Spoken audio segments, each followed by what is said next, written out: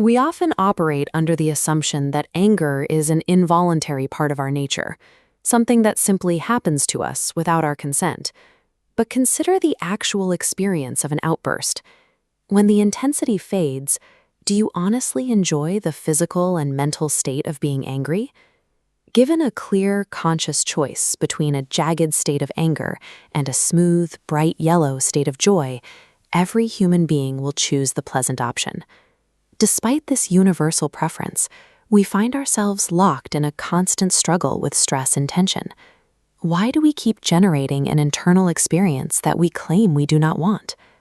This gap between what we desire and what we actually feel points to a specific problem. Our minds are no longer taking instructions from us. We typically justify this by calling anger a spontaneous reaction, a reflex triggered entirely by the people around us. But that defense is inconsistent with how we actually behave. The intensity of our anger shifts based on who is standing in front of us.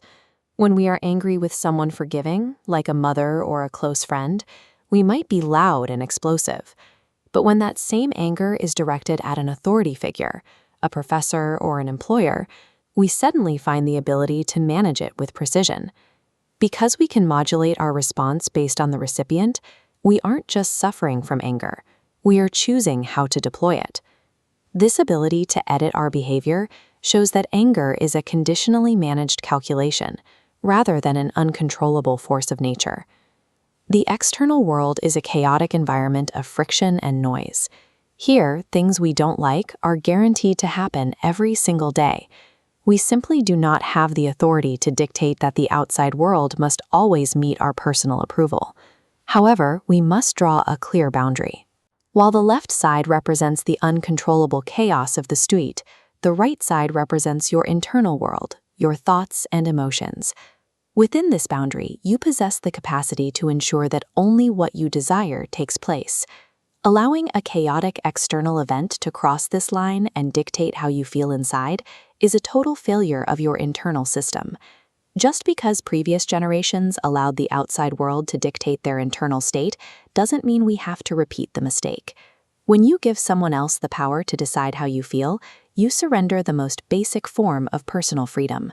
Anger, fear, and stress all share a single origin, a mind that has stopped taking directions from you. It is a system running wild, producing results based on everything except your conscious will. We inhabit the most sophisticated biological mechanism to ever exist, a system capable of vast complexity and profound depths of feeling.